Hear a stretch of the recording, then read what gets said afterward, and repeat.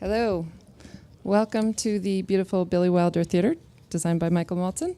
I'm Claudia Bester. I am the Director of Public Programs here at the Hammer Museum, and I'm very honored that we have the opportunity to host the Mayor's Institute on City Design in conjunction with the UCLA Department of Architecture and Urban Design and the UCLA School of the Arts and Architecture. It seems particularly appropriate to hold this program here tonight since we have overwhelming evidence that the arts and cultural institutions have an enormous positive impact on improving the lives of cities. And in fact, I think it's the responsibility of museums like ours to engage with our local communities and build a better world for all of us to live in.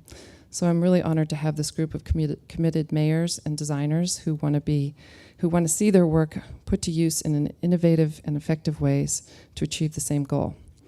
This is a great group of problem solvers, and we're lucky to have them working in the service of the public. And so now to tell us about the Mayor's Summit and UCLA's City Lab is Dana Cuff. Dana Cuff is a professor in UCLA's Department of Architecture and Urban Design, as well as the director of City Lab at UCLA.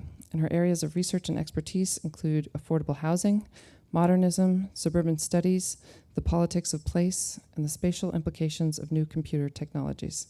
Please join me in welcoming Dana Cuff. Good evening and welcome to Next Generation Cities. For the last decade in America, one thing most people, no matter what their political stripe, seem to agree upon is that not much gets done in Washington.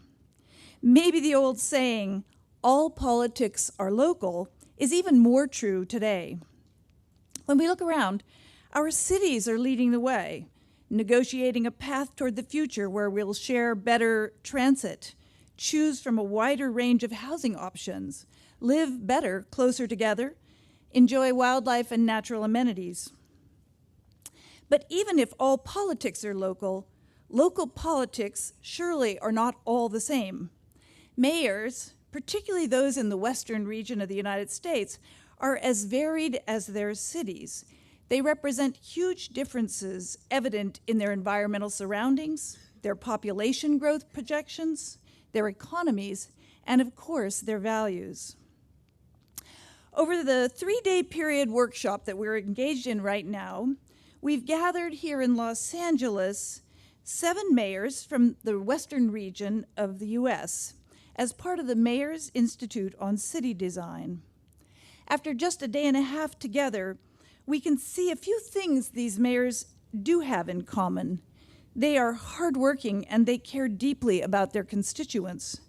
They also believe that making their cities better places to live depends upon good design, thoughtful long-range planning, making smart incremental changes, protecting the environment, and creating downtowns that draw people together. In this workshop, we've joined together 7 mayors with 8 professional designers and consultants who are giving their time and expertise to think through the local problems brought by the mayors. The optimism and open-mindedness of the mayors is matched by the experts' creative thinking in terms of urban design, architecture, finance, planning, and landscape design. I want to thank all of them for joining us here, where we will glimpse just tonight a very short segment or snapshot of the interchange that we've been engaging in over the last day and a half and will continue tomorrow. We've asked the mayors to make short presentations, just 5 minutes, that look at both the opportunities and challenges in their cities with a single slide, a discipline that I'm sure none of us in academia could ever observe, but we're asking our mayors to try. After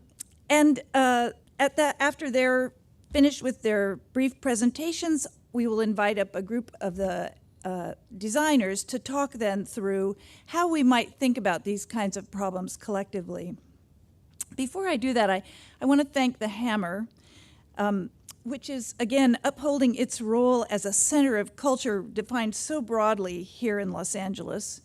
I'd also like to thank the Mayor's Institute on City Design, especially Trinity Simon, the National Endowment for the Arts and Jen Hughes, the U.S. Conference of Mayors, and of course the American Architectural Foundation, UCLA's Department of Architecture and Urban Design, which is home to City Lab. And in particular, I should say that this event has been largely coordinated by my co-director, Roger Sherman, who's done a superb job bringing together this incredible group of people.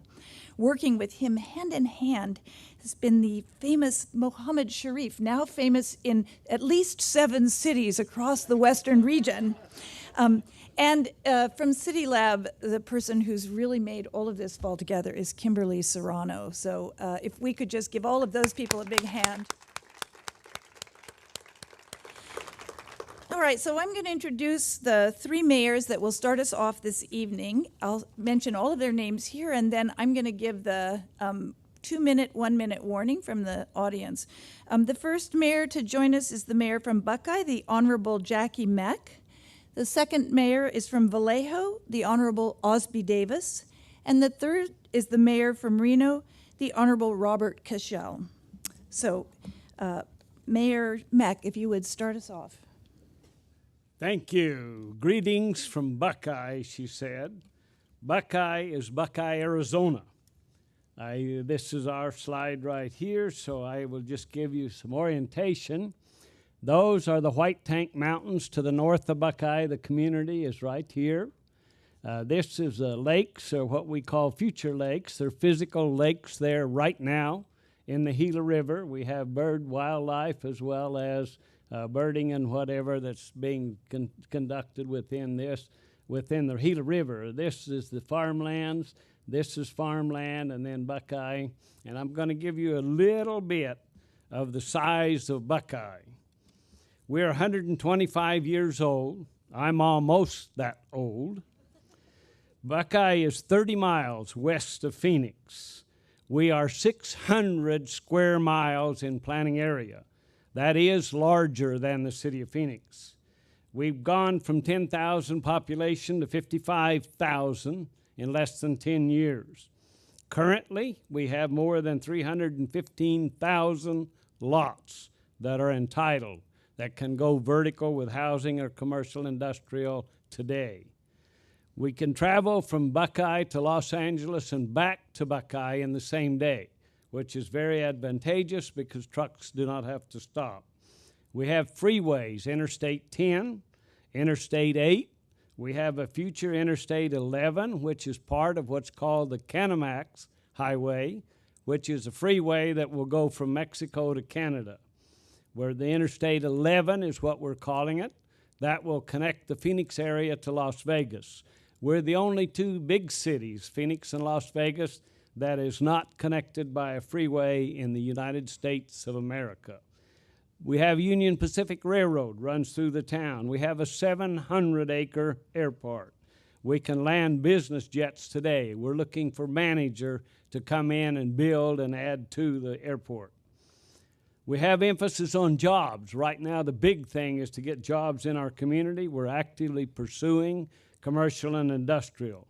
We're maintaining large open space in the mountains. We just recently have entered into an intergovernment agreement with the Bureau of Land Management for 8,700 acres in the White Tank Mountains that you see on the upper side of the slide for $1. At the end of 20 years, we purchased that lot, that 8,700 acres for $1, which will be built into parks.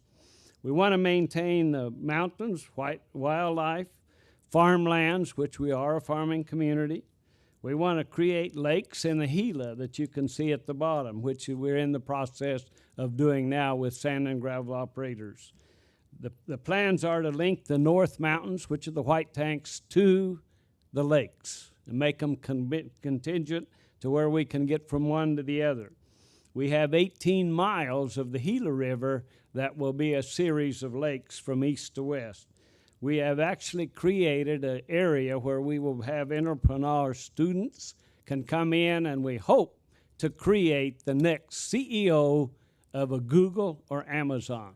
Thank you very much. Good evening. It's my pleasure to be here and to welcome you to this event. You look at the photograph up there, and I guess most of you wonder, wow, what's going on in Vallejo? Is that really Vallejo? Yes, that is a part of Vallejo.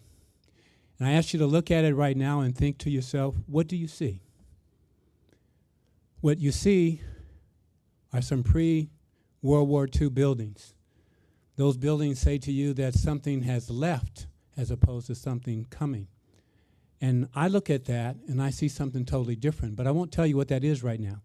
Let me just give you a little bit of background about Vallejo. Vallejo is approximately 30 miles northeast of San Francisco and about 50 miles southwest of Sacramento. So to leave San Francisco and to go to Sacramento, you have to pass through Vallejo. Vallejo has an Interstate 80 that runs right through the middle of the city. It has Interstate 780 that intersects with the city. It has 2 state highways running on the edge of the city and down the middle of the city. We have a waterway, we have rail. I could have shown you a picture of a lot of interesting sites in the city of Vallejo, but you would not have gotten the essence of the opportunities and the obstacles that face our city. You would not have understood what we are dealing with now in terms of moving ahead and planning our future. And so having understood that, now when you look at that photo, what do you see? When I look at that photo, I see men in hard hats working. I see them going home to jobs. Going home after their jobs. I see them with families. I see them going shopping. I see them having nice homes and recreation. I see them doing all the things you find in all the cities. But you see, the obstacle that we face in Vallejo, and the essence of it is what people see. If you only see what's there and not what can be there, then you're limited in terms of what can happen. And that's the essence of Vallejo. Right now, we received more than 1,000 acres from the Navy when Mare Island closed as a shipyard in 1996. The problem is when the Navy gives you something, and they gave us Mare Island, there's a price. And that price is there's a lot of toxins all over the island, because what the Navy did was they just dug a hole and dumped everything in it. And if you understand that that was a nuclear submarine island, then you understand what is really there at the bottom of the water as well as under the soil.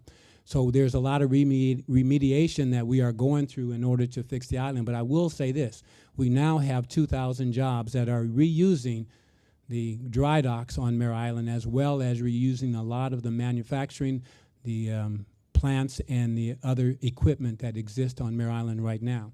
So again, when I look at that, I see all kinds of opportunities. When Mare Island closed, the city of Vallejo believed that we were about to die. And when I thought about Mare Island closing, I saw all kinds of opportunities. We have every opportunity to create whatever we want on Mare Island.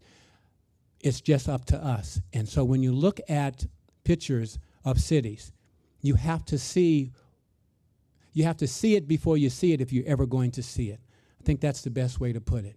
And so with that, I'll say this, and I'll close by saying limits exist only in the mind. Thank you very much for letting me be here. I'm Bob Cashell. I'm the mayor of Reno, Nevada. This picture shows you exactly what we're wanting help on. We're wanting to connect our university here on the left with our whitewater rafting course and our Midtown district so that it's all a walking district so people can come. We were fortunate enough to get an IBM Smarter Cities grant for $400,000, and they sent a team in, and they studied our community to see what we needed and what we could do to work with things. Gaming in Reno, Nevada will never be back to what it used to be because you have Indian casinos. They built a new one just outside of San Francisco with over 3,000 slot machines. That would be 2 hotels connected together in Reno. And for the first time, we're working together with our university. There's 25,000 people on that campus that because of the freeway coming through, it cut off the university from downtown. And there was a time when people at the university didn't want anything to do with the gamblers.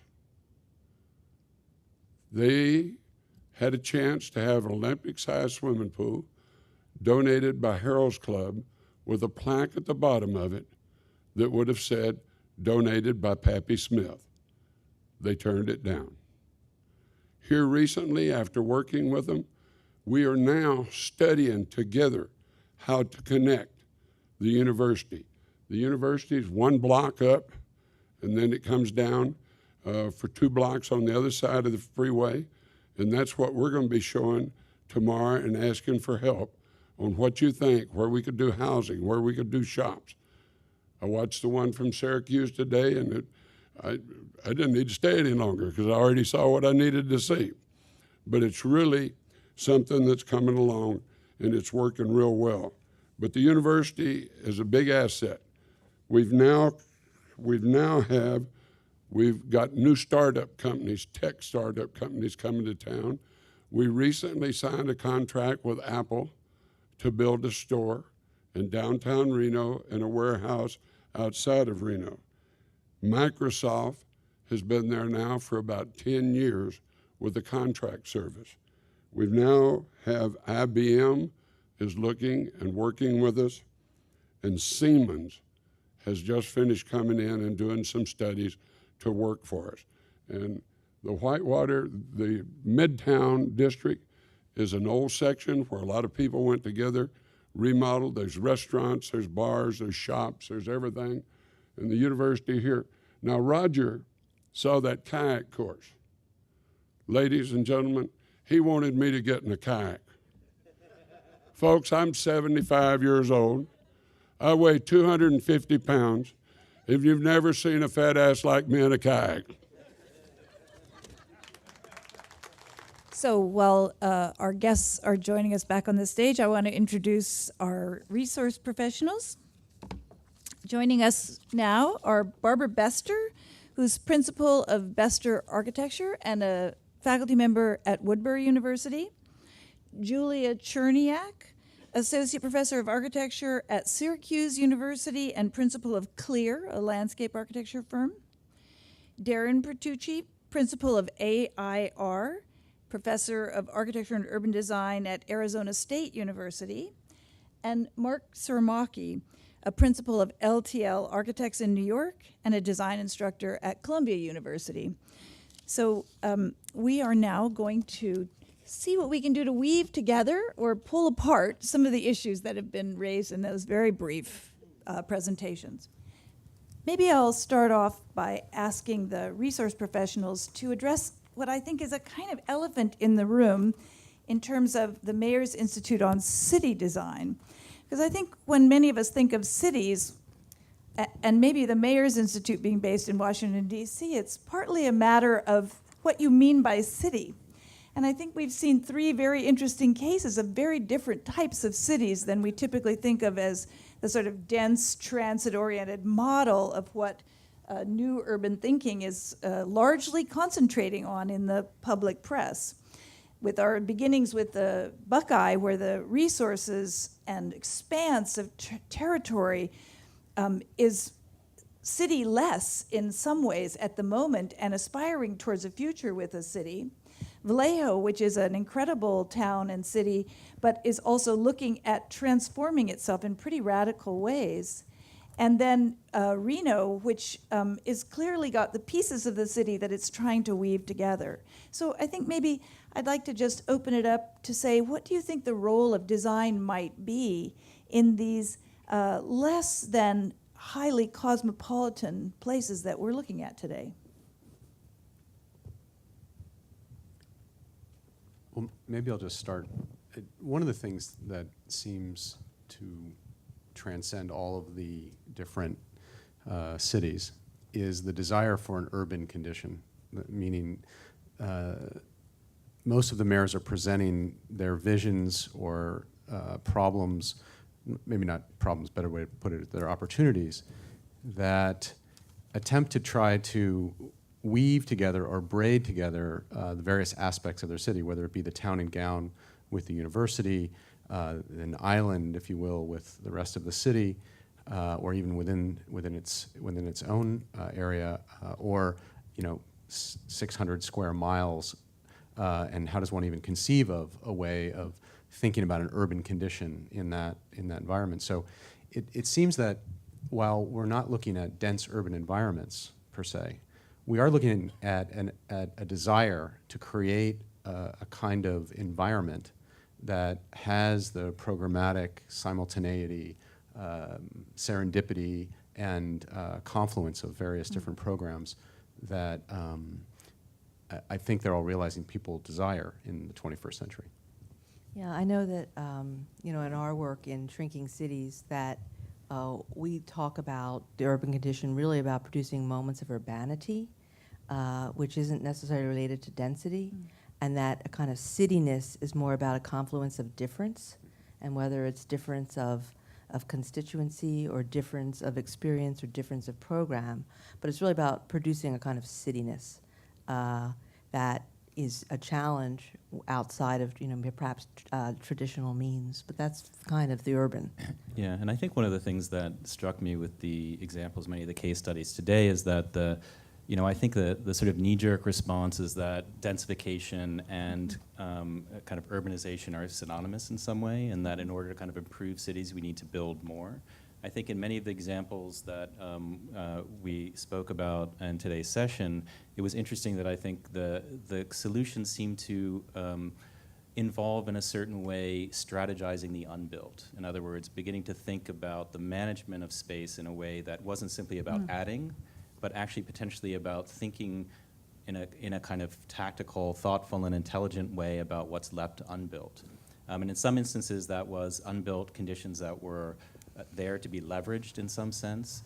Maybe in the case, for instance, of Buckeye, it might be how do you, in the face of enormous predicted growth, begin to think about long-range plans that, even in a space that looks relatively empty to us now, coming from New York City, for instance, we can imagine or need to project a much higher density and begin already to think in kind of strategic ways about the logic of open space, the logic of environmental systems, the logic of how do you begin to think about the kind of confluence of these many different conditions together in ways that begins to preserve some of that openness, some of that kind of flexibility. Well, I'm interested in the idea of strategizing the unbuilt, because I think in all three cases there's the deployment and recognition of the environment as the lever to move to another step.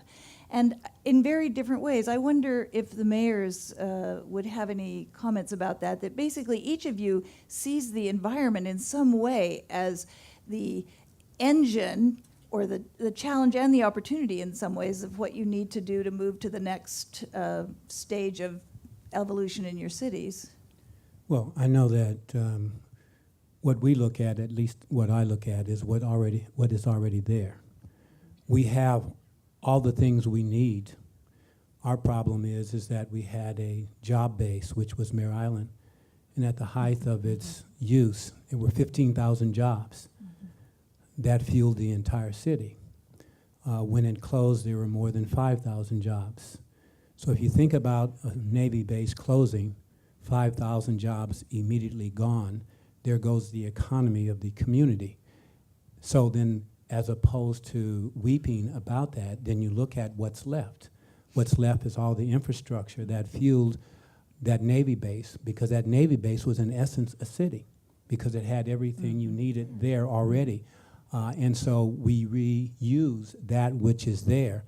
And it's not about density, it's about bringing back use of what already exists. And I believe that if you have assets that already exist in your community, then you need to maximize those assets. Our assets are, we have a university on Mare Island, Touro University and Osteopathic College. We have other jobs, 2,000 other jobs on the campus. We also have a waterway, we have rail, and we have freeways. So we have all the assets. Now we need to build around that. We're just starting, as I mentioned earlier that we've gone from 10,000 to 55,000 in the last 10 years. But before that, Buckeye was 1,240. And I mentioned in my speech today, they counted birds that flew over, they counted chickens, dogs, cats to get to 1,200. So our community is very small in the assets that we have today. So we don't have the opportunity to go in and rebuild. What I've indicated and really appreciate the City Lab for what it's done for me and my vision is that what we have is a canvas. A canvas is to be painted on. They're helping us, my community, to become a Michelangelo of the future. We are looking 50 to 100 years from now. We can't worry about what is tomorrow. We need to worry down the future. So I think in my case, I don't have assets that I can go and build on. I've got to start basically, not basically, but we're starting from scratch.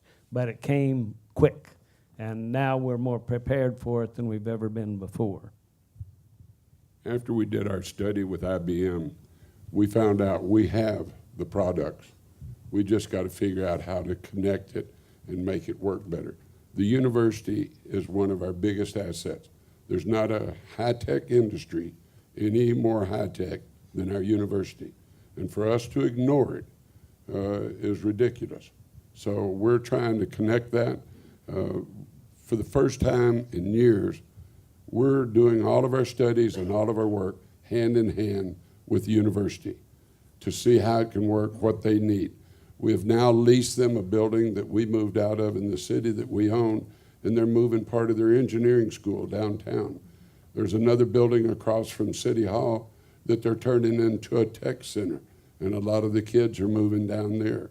We just had a developer buy an old hotel, and he's remodeling it for student housing down in that area, grocery stores. But working together with the university, that is the biggest asset Reno, Nevada has, and we need to take advantage of it.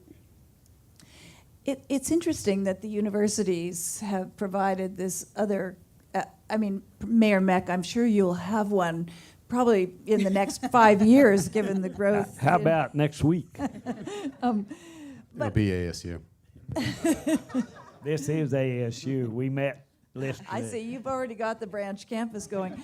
I'm working on it. That doesn't surprise me. I think what we hear about with universities and towns more often than the conversation that's happening here is that that's part of the creative economy, and that it's where face-to-face, scholarship and problems meet. But I think you're talking about it in a slightly different way, which is also as a kind of generator of activity, population, and jobs. And that isn't the common way that the role of the sort of town-gown relationship works. But I think it's a very interesting one that may be really appropriate in the small town, mid-sized town economy and landscape. I wonder if that fits with the way you're thinking about the university in Tahoe and in Well, I think Vallejo. that, again, it's an asset, and I think you have to utilize it. There are students on campus, they have needs, and those needs are similar to the same needs that every other citizen has. And you have to find a way to integrate your campuses with your community. And if you don't, you're missing out on a very important asset and an opportunity, because around the campus, there will be generated additional jobs, retail, commercial, and all other kinds of activities. And I think one of the things that a city needs is activity. And if you ignore the university, you ignore the opportunity. Can I just make a distinction? It's very interesting listening to you discuss your relationship with your host institutions, because on one hand, we as a group of designers can sit and talk about, what to do to solve the problems as we understand them, but maybe the conversation is the better to have is, how do we get it done? So, there's a distinction between what to do and how to get it done. And it's interesting because if we just frame your problem in Reno about kind of linking to the institution, you're already suggesting by the way that, for instance, that they're investing in property that's outside of the campus proper. You're already making incremental steps to facilitate that goal, purely out of kind of logistics. So it's interesting, the distinction between the two. The university, where it's located right downtown, and the freeway separates it, the only thing the kids have for retail is a Walgreens. And that Walgreens 1 year or two was the largest retail clothing sale in Walgreens chains. That they sold jackets, T-shirts, gloves, and stuff like that, and because it's built over the freeway. And so we come down, get rid of the seedy motels that we have, put in some nice living and shops and stuff. It's going to be beautiful. You know, Dana, your question is interesting also from the standpoint of the universities, because speaking as someone who's a member of the largest university in the United States right now, we have 75,000 students, and we're in the arguably fifth or sixth largest city, depending upon how you want to count it. And we are really the only real university in that Phoenix metropolitan area. We've got NAU to the north and U of A in Tucson. But our president's mission with the university, as it is with many universities, is a very different kind of thinking about the classical university model, where you have a campus that's insular and protected from the rest of the city. They're consciously and have convinced cities and the state that without the university, the state will fail, and without the state, the university will fail. And so the universities are becoming developers. And they're going in and they are redeveloping downtowns. They're finding areas where they can, in the case of a state university, work with the municipalities in eminent domain-like cases, because they can take land for public use. But it's not surprising that while you have enlightened mayors realizing that this intellectual capital is important to the future of their cities, at the other hand, you have the universities, the progressive ones, saying, you know, hey, we want to be part of your downtown. And so the timing of these two things seems to be quite good. And I think the question is, how does it manifest? And do you end up with student ghettos in the downtown, or how does the rest of the population mix with it? Is it seamless? Is it like, you know, NYU, you can't tell where the university starts and where the public spaces exist. I mean, it's really completely seamless. Some buildings have public and private occupations in it. And so I think that's a really interesting moment with so many of the cities we've been looking at today. The university has become a real player for them. I think that also maybe if you sort of make the link between the recent graduates from universities and the kind of creative workspaces that you're describing, and I know the mayors took a tour yesterday, I think, of the Hayden Place, the kind of adaptive reuse of existing buildings are sort of more or less the definition of creative workspace right now. So when I see those buildings in Vallejo that you had, I'm like, oh, this is a perfect, you know, headquarters for a startup company. And I think that what those kind of companies tend to share also with universities, and maybe with an idea of urbanism, is this kind of like bits and pieces of catalytic amenities that are, you know, places that people can go gather, places that you can go get lunch, places you can go get dinner, that are not that expensive to actually put somewhere, provided they sort of have some built-in demographic, but then they become an amenity that then becomes an attraction for other kinds of, you know, businesses to move there. If there's, it already has, you know, it's not just a Walgreens, it already has the Apple Store, it has whatever. Well, it goes back to the role of design in creating these kind of significant incremental changes, because if you want the university students to stay and to contribute back to the town, you've got to make the town like places like Santa Cruz, where you graduate and no one wants to leave. Right. That's what you'd like to have in your city, is all that creative intelligence putting its economic energy and intellectual energy into your city. In the way that it's framed, I think, by some of the conversation, the idea of linkages, especially in your case in Reno, linkages seems to be one of the most important concepts of what design might do. I wonder if you think of that as a kind of landscape link. Is that a conceptual link? Is that a link of activity along a street? What does that mean to make a link? Well, I personally think that where we have hotels with concrete walls, you know, in gaming, nobody ever wanted you to see daylight outside because they didn't want you to go outside. They wanted to keep you in, so they built solid walls. We need to cut holes in those walls and put stores and shops in them and blend them in and make them work so that the students feel welcome and comfortable walking up and down the street. Because right now when they walk by, all they walk by is solid walls. And gaming's way off, so the casinos have a little room they can spare. So they need to put some shops in and get those and blend them in. Yeah, I think it really depends on the specifics of the place. So in Buckeye, you know, I think there's a tremendous opportunity, we talked about this earlier today, for an open space network that can guide diverse types of development at its edges. And so the nuances of how that network appears and performs, whether it's a big promenade where you have higher density residential to its edges, as opposed to something that is a kind of neighborhood bike trail that is where it's single family, its nuances of its difference will depend upon the kind of development around it.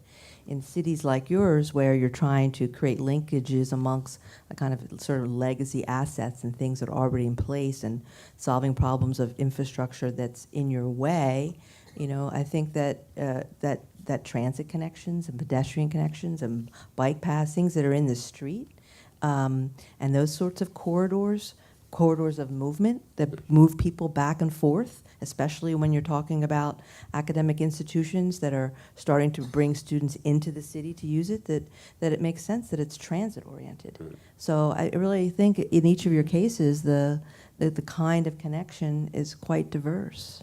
Yeah, also, and this is maybe slightly tangential, but it was struck me today that in a lot of the instances we were looking at a negotiation between, let's say, larger scale environmental and infrastructural systems that were in some cases in kind of confluence, but in many cases in a kind of conflict, right? So taking the Buckeye example again, a kind of a new interstate highway that has the potential to, in a kind of detrimental way, subdivide a kind of nascent urban kind of urban growth.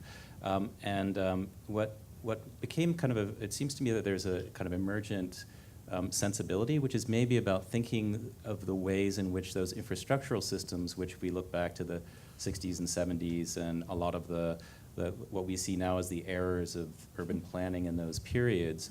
You know, I think of the West Side Highway in New York and the kind of severing of the waterfront from the city that is kind of attributed to those kind of vehicular infrastructures.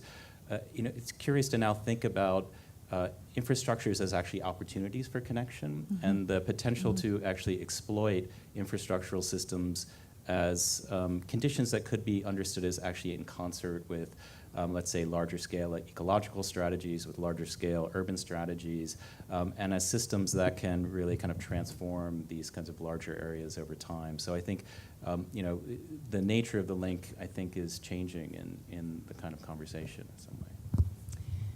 Go ahead. I think maybe we have time for one more comment. Well, I wanted to ask a question, not necessarily a comment. When you talk about linkages and connections, and I'm asking the experts here, isn't the connection a very simple one? For example, economics, where they shop, where they recreate. Isn't the connection where they socialize? And if they're socializing where everybody else in the city socialize and shop where everyone else is shopping, isn't that the kind of linkage you want that leads to the other things, because then they become a part of the community? Well, it's a good question. You know, my feeling, I was going to get through my thought that I was going to make and then maybe try to answer what you're saying, is I actually think that reconceptualizing what infrastructure is in the 21st century is fundamental to the future of cities.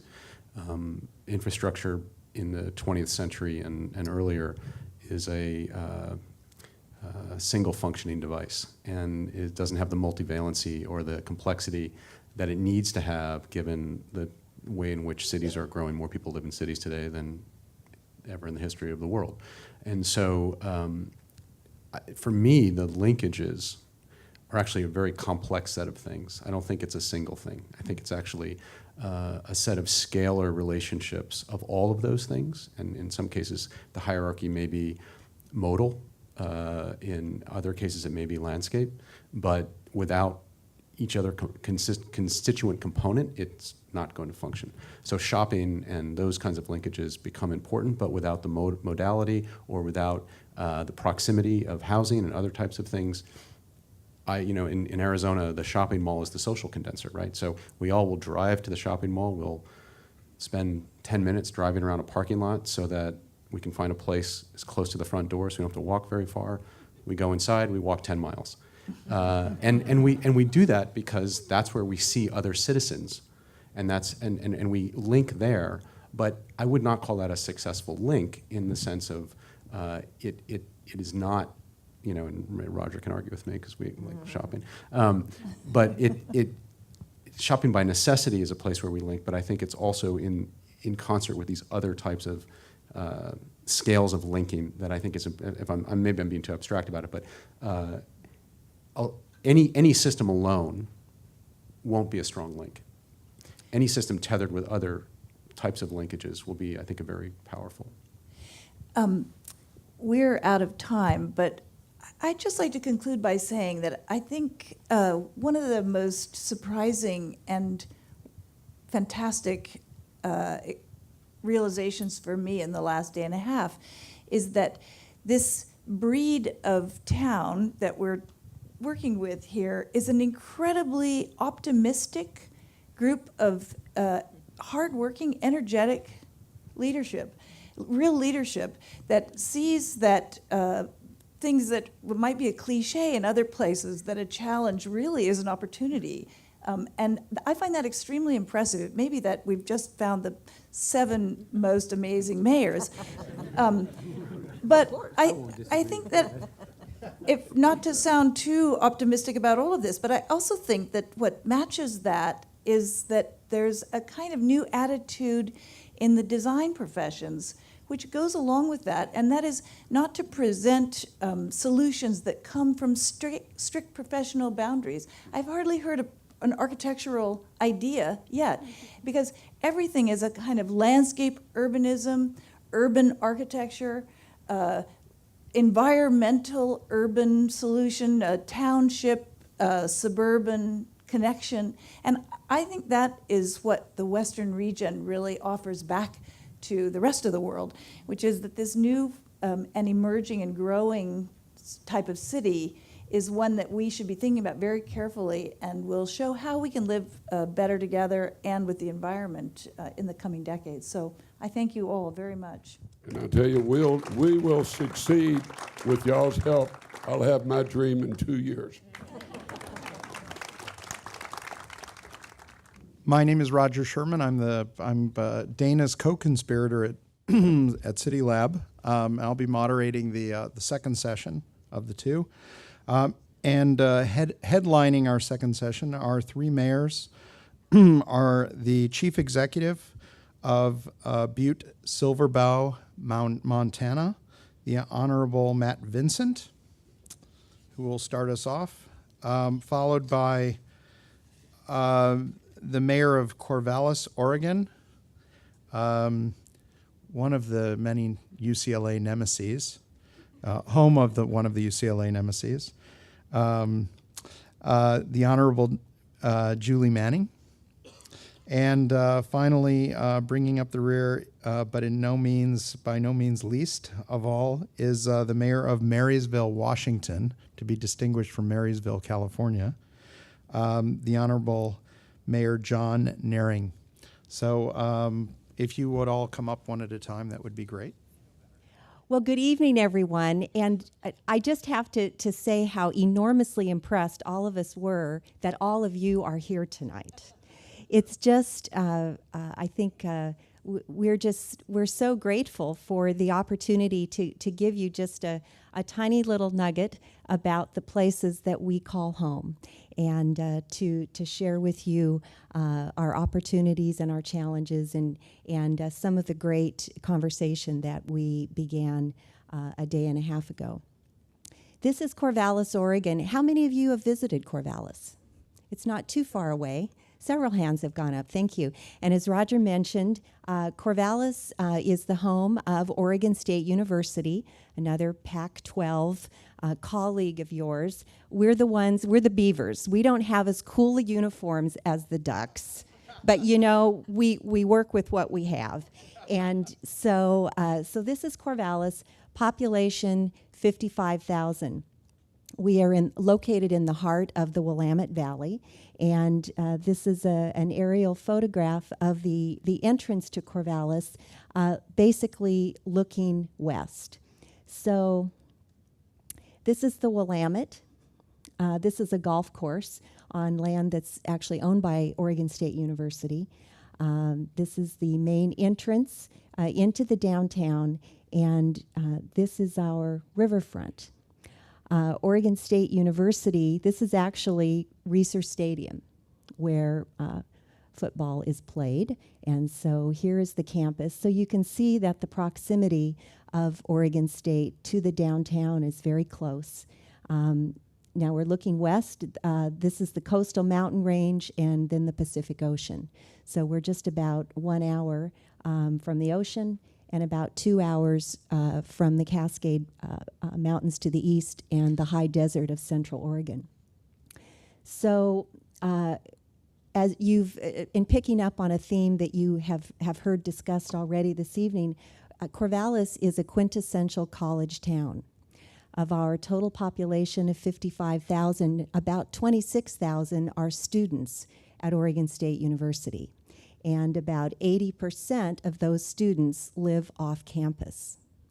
And so, as you've heard mentioned earlier tonight, you know, we are impacted in a profound way, in every way, really, by the presence of Oregon State University in our city. And the university is by far our major employer, employing about 15,000, followed by our regional medical center and then Hewlett-Packard. So we have a very fortunate synergy of major employers in terms of contributing to the knowledge economy and providing a lot of excellent opportunities for economic development around the university and complementary businesses.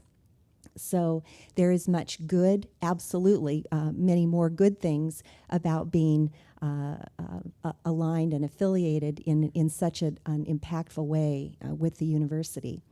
We're also dealing now with some of the challenges of a rapidly growing university in what otherwise is a rather slowly growing rest of the city, and certainly a tremendous decline in the manufacturing sector that was led by Hewlett-Packard for many years. Corvallis was, for a number of years, the largest HP site in the world because it was where the inkjet printer was manufactured, invented and manufactured. And so when those jobs first went offshore and then went away, the balance of our economy changed dramatically, and we lost our largest private sector employer. Many good blue-collar technical jobs, and the balance, we're still sort of struggling to regain the private sector balance in our local economy. The question that we have brought to the City Lab, however, is not directly related to the university, and it concerns the riverfront. So the riverfront for many years was a series of gravel parking lots because it was at one point going to be a connector to the highway, the state highway. That ultimately, fortunately, did not happen. And in the year 2000, Corvallis voters approved a $9 million bond measure that allowed wonderful development along the riverfront in the central business district that has resulted in some wonderful connection to the river, a large multimodal path, parks, and now a very vibrant economy along the riverfront. So the question that we brought to City Lab has to do with the southernmost area of the riverfront, which is the confluence of the Marys and the Willamette Rivers. There's sort of an eclectic group of open space, skate park, dog park, basketball court under the highway overpass here, and we have brought this conundrum of opportunities and design challenges to the group. I'll be presenting our case study tomorrow to see how we might best honor and develop sort of that last element of our riverfront. And I look forward to hearing from my colleagues and advisors tomorrow. So thank you very much. Well, good evening and welcome here this evening. My name is John Nearing. I'm the mayor of the city of Marysville, and just thoroughly impressed with City Lab. The tours we got yesterday and the presentations today and the input is fantastic. like the mayor of Corvallis. I'm looking forward to giving my presentation tomorrow.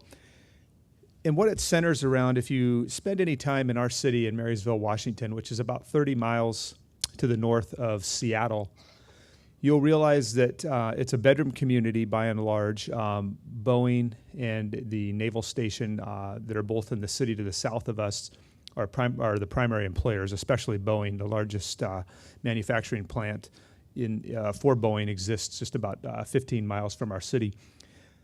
What you'll notice, though, is as people commute in and out of the city, they are really longing for an identity, a cultural identity to the city of Marysville. We have a lot going for us, but that's one thing we've never put our finger on. And as I get out into the community over the 8 years I was on council and doorbelled about 10, 11,000 houses in 2011 when I ran for a full term as mayor, that's one thing that I heard over and over and over again.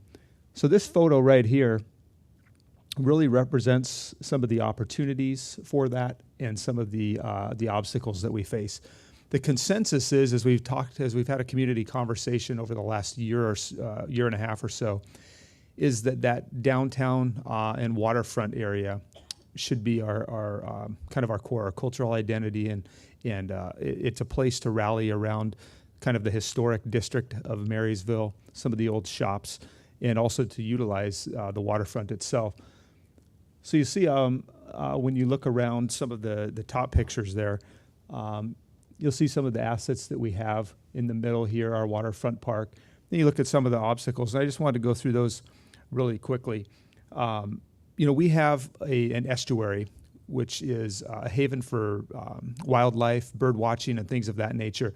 Our waterfront park, which is right downtown, enables people to get back into that. But one thing that will enable it even more, and we feel will be a real asset, is we've partnered with the neighboring Tulalip tribe and the Army Corps of Engineers and the Department of Ecology in one of the largest estuary restoration projects in the country called the Quileute Restoration Project. And what's going to happen in 2014 is the dikes will be breached and that area will be restored to its initial condition. Primarily for salmon restoration, but it will also create a lot of recreation opportunities for our citizens by the way of trails and getting back into the area that I just described to you for bird watching or wildlife watching of different ways. The waterfront park also has a boat launch, which we're taking more and more advantage of. We hope to create a walking trail that connects that estuary with the waterfront park and back around to another part of our downtown as well. So that gives you a little bit of an idea of some of the things that we can do. And additionally, we'd like to attract private investment down here. That's really where we believe it'll take off, whether that be in the form of restaurants, of housing, of shops, kayak rental place, things of that nature. We also have an idea that we're throwing around for a civic campus downtown, which is an idea. So these are some of the ideas we'll be taking tomorrow to get feedback on from our experts here. But also the obstacles. Look at the bottom part there that we face. This is formerly an industrial area. So there are a lot of contaminants in the soil. And so when I speak of private industry, one of the problems is you go talk to a private developer and they're very concerned to come in and buy up a piece of land when they don't know what the cost is going to be to clean it up. So the city has purchased a decent amount of the land down there. We're able to apply for Brownsfield grants from the federal government. We received we received one and did some cleanup. We just got notification of another one, and so we'll be able to begin that cleanup. We'll need additional help as well, but that is one way to attack that. Another issue we have is crime. There's drug houses, and there is probably about 20% of the crime in our entire city is in this downtown area, which represents just 2% of the land mass in the city. So you can see what we're up against there. Our council created a SOTA ordinance for this area, stay out of drugs ordinance for this area. We've also tightened our panhandling laws and some of these things to try and address that. But what really will address it is hiring more officers. And we have in the budget this year 5 new police officers, which we hope to focus heavily on that downtown area. There's also a mall that was built back in the 1980s. And, the issue with the mall is, as you probably are well aware, and it's what's taken place in a lot of cities, is it's in a real crucial place in our downtown. The mall is not that popular. It's continually got about a 30% vacancy rate. But the mall owners are not really interested in working on this type of dynamic downtown and waterfront revitalization that we're trying to pull off. And so what happens is they're stuck in long leases with places like Staples and Albertsons and some of the key anchors that they do have. And so there's not a lot of flexibility there. So that's another thing that we're looking at to try and deal with. But overall, we choose to try and look at some of these obstacles as opportunities. We've had a lot of input from local developers and consultants. I'm looking forward to the input that we get from City Lab. And we've also got some great partners. We're fortunate that it's an area of regional partnerships. We have North County mayors meetings on a regular basis. And so in partnership with the state, the federal government, as well as our regional partners, there's some transportation infrastructure and other things that I believe we can do that will help out. But this is the area that we're really focused on. And as one of the other mayors mentioned, it's really not something that's going to change overnight or in the next 2 or 3 years. This is probably a fairly long-range project till it gets to where we want it to be. It could be 10, 15 years. It could be beyond the time that I'm mayor. But somebody and some group has to start this and get it going, or it will never happen. Thank you very much. Good evening. I'm Matt. Earlier today, I got bat leadoff for the internal group, and tonight I'm batting cleanup. And as you can see, when I was asked to come up with a photo that could, in one slide, portray our opportunities and our challenges, I didn't have to go far. This is actually a photo taken from the Continental Divide. Butte is probably the largest city that's located directly on the Continental Divide, and so knowing what the Continental Divide does, it divides the water of our nation into either the east, ending up in the Gulf of Mexico, or the west in the Pacific Ocean. So you're looking at one of the 3 headwater streams of the Columbia River, the second largest river in America. This is our city, and this is the area that we are going to be talking about. But I guess I need to explain a little bit about what you're looking at in this photo here. Butte is called the mining city. It's rich in metals, but it's always been a city of superlatives. We call ourselves Butte, America, not Butte, Montana, because of the fact that at the time that copper was discovered in Butte, copper is our metal, was it precisely at the time that Thomas Edison figured out a way to electrify America, and we could meet the insatiable demand for copper that America had at that time. And so at its peak, Butte had about 100,000 people in it. We were the largest metropolitan center in between Minneapolis and Seattle. And it said that the no smoking signs in the underground mines were written in 16 different languages. So we had everything that any of the major metropolitan centers of the early 20th century had, and we've been in decline since about World War I, and this is when the challenges begin, and they continue to be until this day. And so this is the first challenge came when we had to go from underground mining to open pit mining in 1950. This little beautiful property, I don't know why there's no lakefront development here. That is the largest toxic pit lake in North America, the Berkeley Pit. There's 42 billion gallons of contaminated water, and it's also the epicenter of the nation's largest environmental Superfund site, which starts in Butte and extends down the entire first 120 miles of the Clark Fork of the Columbia River.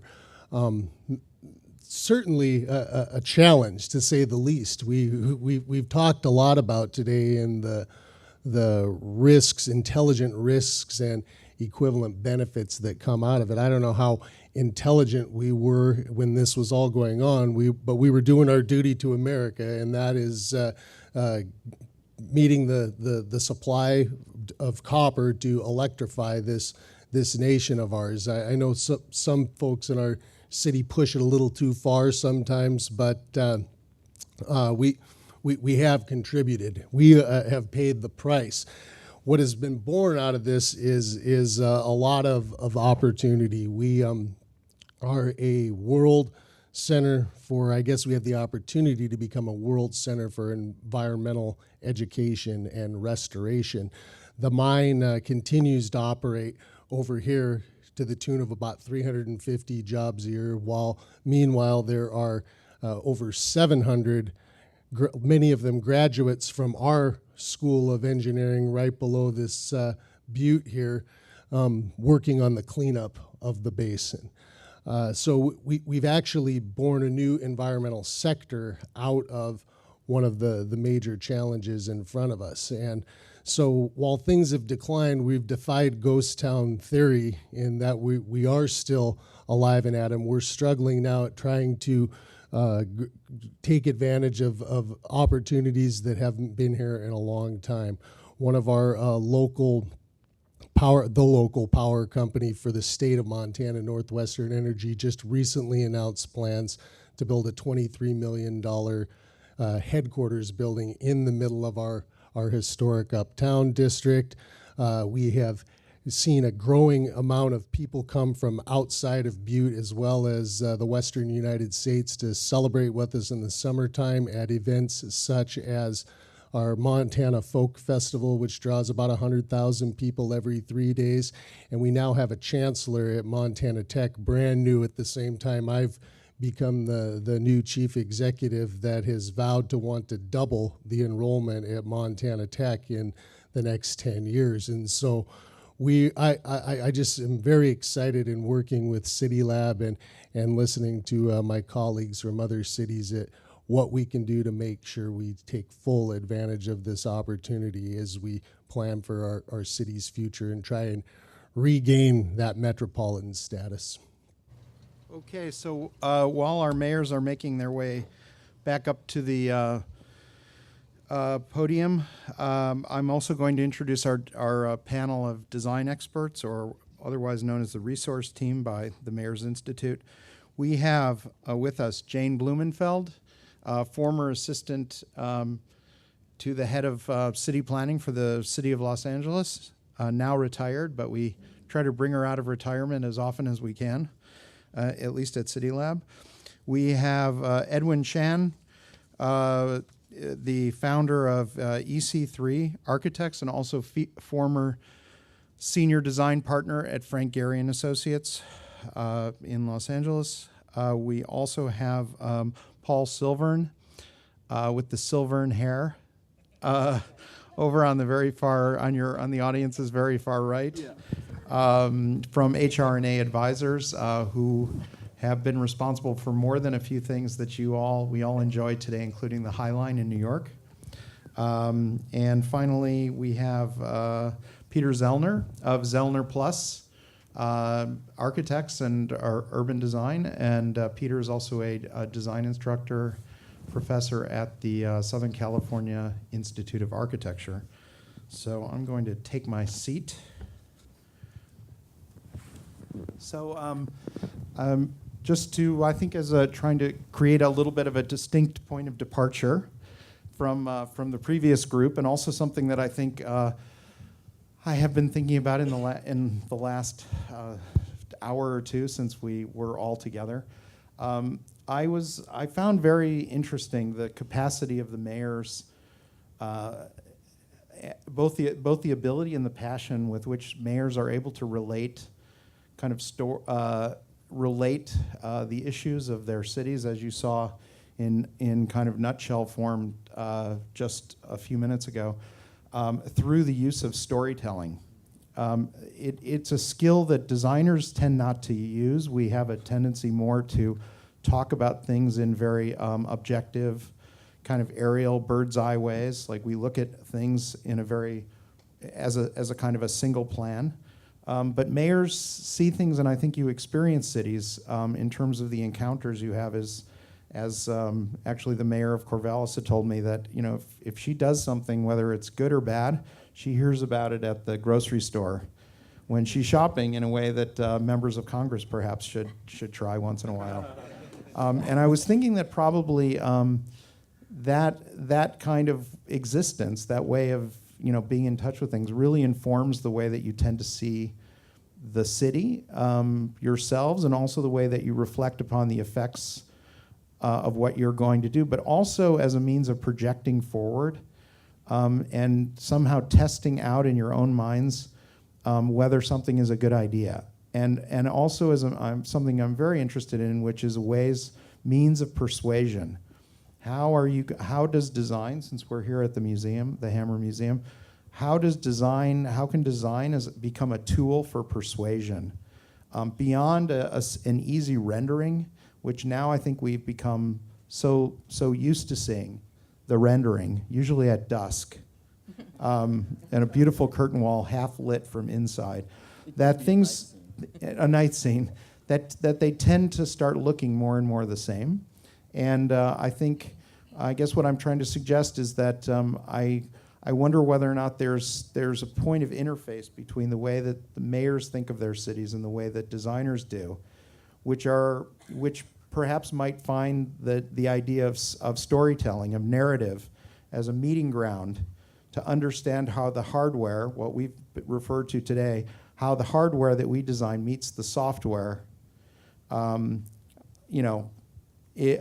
how people actually use it, so that you can begin to understand how to explain those things so that they become beautiful to people who may not necessarily have a degree in aesthetics or architecture or what have you.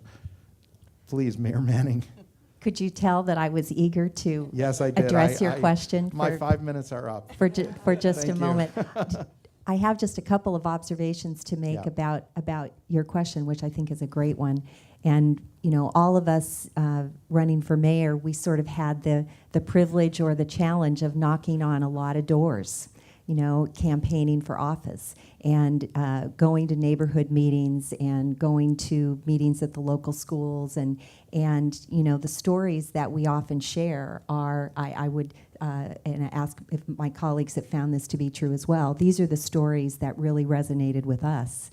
These are stories that our neighbors were telling us when we were running for office, and obviously now every other Monday night at the city council meeting, they tell the stories that constitute the issues and the challenges and the joys that are most impactful to them as citizens in our community. So it isn't hard to think about our opportunities and challenges anecdotally through stories, because I think that really is how we hear that. And I would just make one other observation as it relates to your design question, which I think is very much related. You probably sensed from all of us, the 6 of us tonight, that we deeply love our cities. They're all very, very different, but we are in love with our cities. And we all are friendly competitors with each other for jobs, for people, for quality of life, for bragging rights, for all the things that you would expect mayors to, want to be about. And design is something that is real, that gives our citizens a sense of their place, of their home, of their city. And all of us want every person who ever steps foot in our city to love it like we love it, and to want to stay there and build a life there and raise their families there. And design provides an opening for those kinds of experiences to happen. I wanted to say something which is may or may not address your problem, but I just figure I just have a flow of consciousness that maybe it resonates with something. I think, first of all, I wanted to say that today's been really an eye-opening experience for me, just because I think that I was very impressed by all the mayors.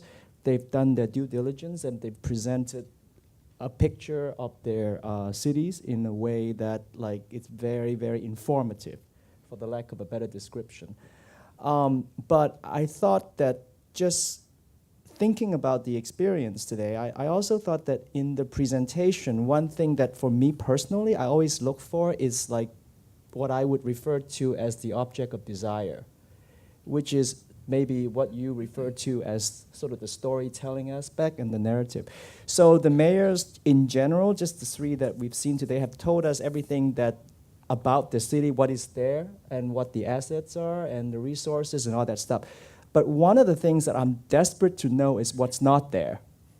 in the sense that what is it that you're envisioning that is not there, as opposed to what is there and how you maximize it. So that's how I would imagine as the dream. So that's part of the important part of the storytelling that I'm always looking for is, in addition to what's there, I want to know what's not there so I can create it for you. Mayor Nearing.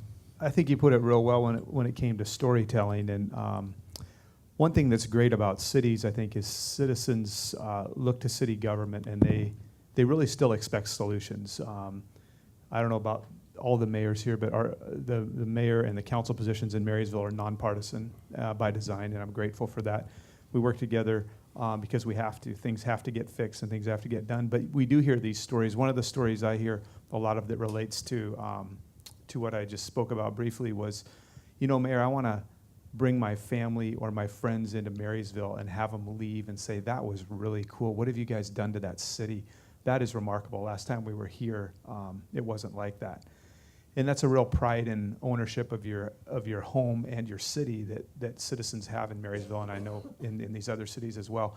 So that's a story that I have in my mind, and I want to deliver that. But where the planners come in and where they're the experts and can really help me is they can put meat on those bones, and they can say, well, here's some options for you to take to the council. Here's some different avenues where you can get there. You know, I think as mayors, we're in large part the visionaries. We try and express the will of the people. But without the experts in design and planning to get it done smartly and right, it wouldn't turn out right if it was just left to the devices of the electeds. And so that's the way I look at the synergy in Marysville. I think what's also been really interesting about your question about these particular cities and the size and scale of them is that the mayors, it's not a theoretical exercise. It's not a consulting contract. I mean, they have to have a vision, but they really have to implement it. So it's very much more pragmatic than we may be used to in a lot of situations. And so the storytelling, to me, fits perfectly because you're talking to people, as you said, meet at the grocery store, and what better way? I mean, you have to convey something that might be theoretical and complicated, but you can't make it theoretical and complicated and get support and do it. So I think it's a natural. Go ahead. Yeah, I think you know, we're starting to get to the meat of it, what that story means for a mayor, and how do we view a design versus the way planners or designers view a design. I think it's all about getting it done.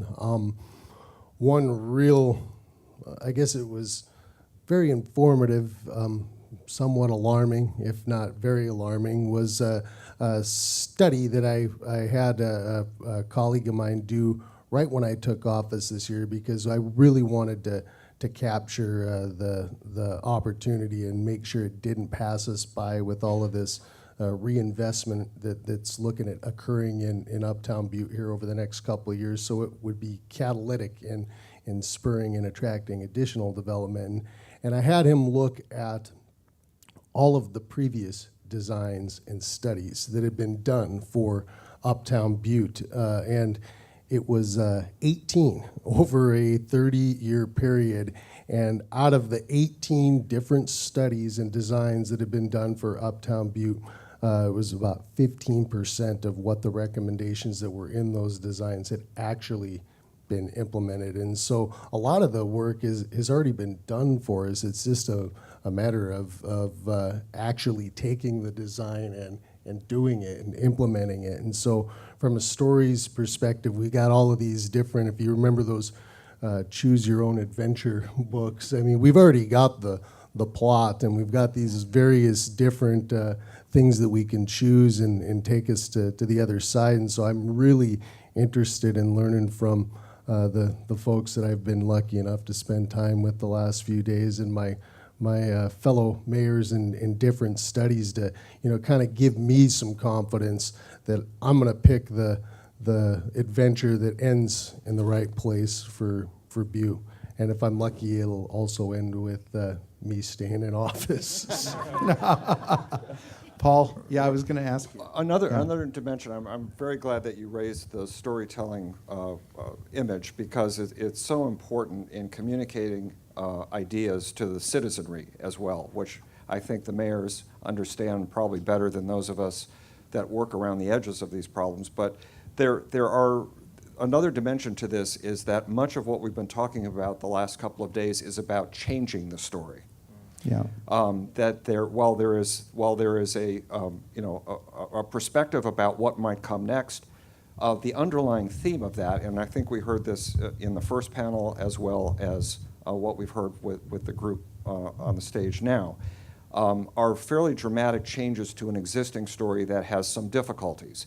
And there's an understandable reluctance, I think, to point too closely at some of the difficulties that exist, though we all acknowledge them and talk about them and try to talk about what might come next. But there is a very conscious and deliberative intent to change the story in almost every case. Some of them are more dramatic than others. In Corvallis, it may be a matter of degrees and an otherwise relatively idyllic situation. And in other cases like Butte or sections of Marysville, there are some very obvious and dramatic problems that need to be rectified. But changing the story is an important part of this whole process. Well, I go ahead, Edwin. Well, Yeah. I mean, just to elaborate on what you were saying, like today in my presentation, I'm sorry that the section of the Medellin wasn't playing through the loudspeaker. But I think one of the things that the mayor said in his interview was that because things were going so bad in terms of the drug problems and all that stuff in Medellin, the only way that he could think of an urban revival is to present a rupture, which is, in your case, the change of the story. And usually the rupture requires not logical problem solving, because in his case, to introduce architecture into a city that is corrupted by drug trafficking, all that stuff, is not logical. But so it's a counterintuitive act that he introduced that saved the day, so to speak.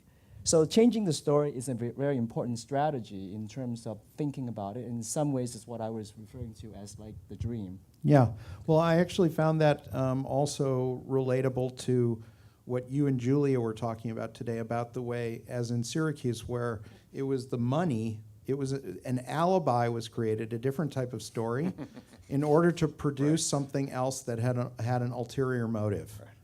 So it was like a good mystery, right? Which is that they weren't really interested in the water, but it was a means to an end, where the end actually justified the means in a good way. And by the way, yes, everybody also likes water, but it produced a design proposal, which the money that was attached to it didn't necessarily itself implied. You had to kind of, not to start to push the pun too far, but literally read between the lines.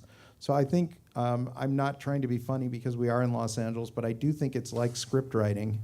I think about city design as a form of writing, in the sense that, like an Altman film, you tell lots of little stories, and when you have design, it's the stories start to intersect with each other. And with many cities, like Chief Executive Vincent, when you're talking, you can see that there are many stories, but they're just missing each other. And that the role of the designer has to be in a way to get them to collide and provide synergy, right? So in a way, you have to figure out how those scenarios basically cross through one another and construct, collectivity. Go ahead. I just wanted to just point something out. And I think today was really very encouraging, and it's because listening to the arc of the story of the cities we covered today and thinking about the life and history of the American city. I mean, only 2 decades ago we were talking about the death of the American city, and what struck me was the resilience, really, of this concept of the city. And it's not so much that the story has to change, but I think that the narrative for so long has been anti-urban. And what encouraged me the most today was to really hear from the mayors that the possibility of urban life being something that we want to hold on to as a culture is still with us. But in that arc, I think that we can imagine that in the 19th century, cities were like startups. They were new things that were industrial engines that, to Mayor Vincent, CEO Vincent's point, were mechanisms for the generation of our culture. And each city that we saw today in some way is kind of suffering from the effects of post-industrialization. So I think that the key now is to sort of think about what the meaning of cities would be in terms of where the culture is going. And it may be that a lot of the terms that we use, infrastructure, housing, open space, they're terms that we have to sort of interrogate and ask if we really understand what they will mean in the next 50 to 100 years. So, but that said, I think I was expecting to hear, kind of, because the general sort of, the mediated version of America today is one of incredible dissonance. And what I got actually was that really the center of our culture is our cities. It may not be our national governance anymore that's responsible for our future. So I walked away from it very encouraged. Jane. I think also what was interesting about, to pick up on Peter's point, is that it's urban, but it's a different urban than those of us who worked in big cities are used to. It's not urban New York, LA. It's just a whole different thing. And I think maybe somebody said today, maybe it was you, Peter, this is like a new model of urban for these kinds of cities that are smaller, and the places that we looked at in Buckeye, I think, where there was so much open space, and we were saying, that maybe should just be that, and it can still be urban, but it was Rialto. Yeah. And that's not what one would think of to make sort of something urban, but so this is something new, I think, we're inventing in the West. They're versions. It's not a common, they're different versions of the urban today, it seems. I think one of the things that's so interesting is, I love, Peter, your idea of the 19th century city or pre-20th century city as the startup. Because I think what's in many, many cases, what we saw in both the case studies presented today and others that are in the book, is that it seems as though the culture has gotten out of sync with the way the city actually looks, the city that's built. And the effort is trying to be made in the design to sync, maybe in Medellin this was also the case, to try to sync up where the actual people who live in the city, how they use the city, back up with what how the city will fit them somehow. Even in Marysville too, you have all these different ingredients that will go in the soup, but you need to really understand what people. Let me just add one thing, what which it is that, now. I think the narrative used to be that cities were pathological. If you looked at the sort of description of cities in cinema in the 70s, like Dirty Harry, right, or what was the Charles Bronson film?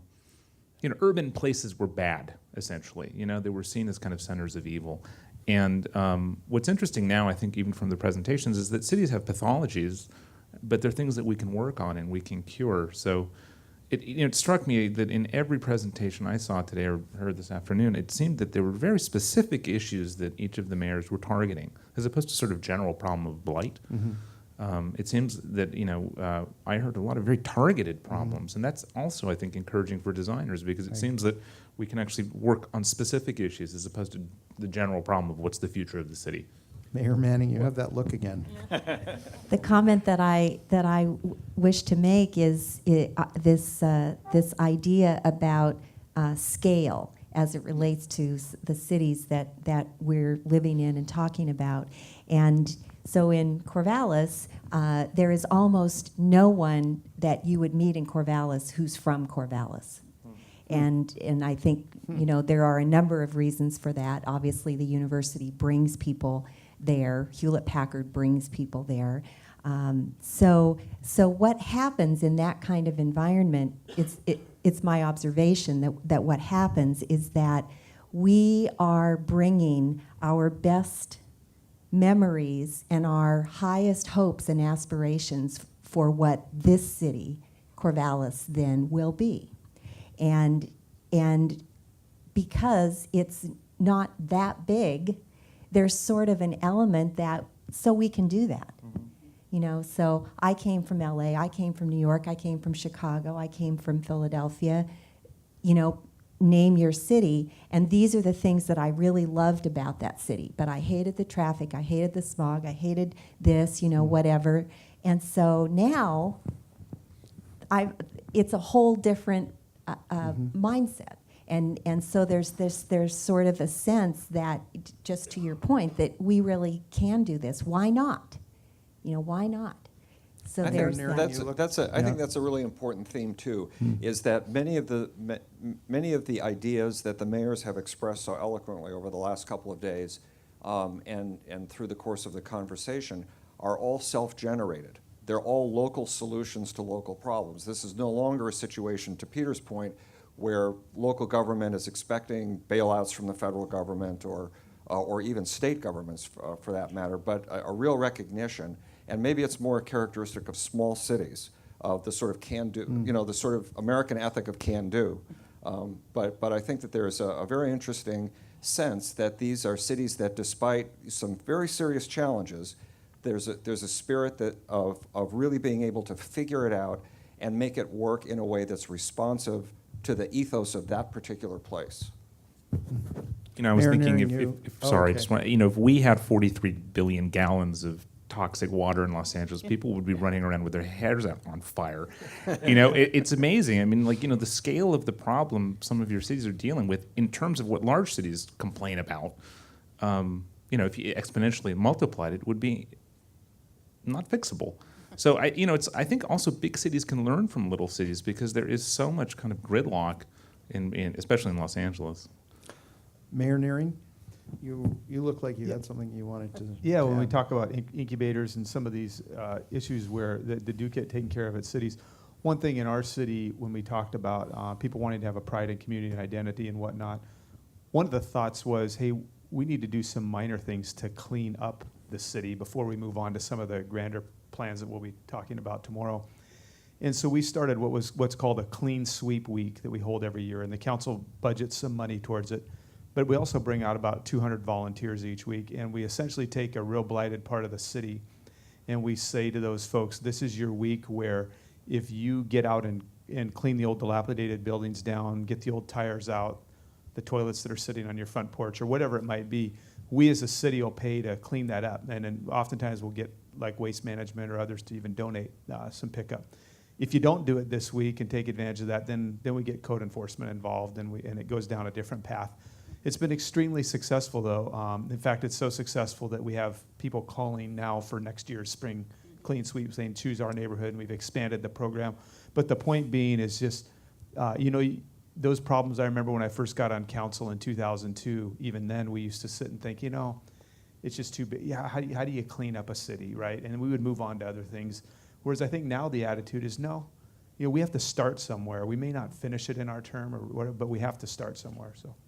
We're at the end of our time, but I would be remiss if I didn't go to the cleanup mayor. Speaking of cleanup, planted the thought for a last word, or. I think one thing, if you look at some of the designs that have been implemented and maybe haven't worked out. I mean, Peter talked about the late 19th century, early 20th century designs being startups in that. Well, all of those didn't quite work out, or at least components of them don't work out.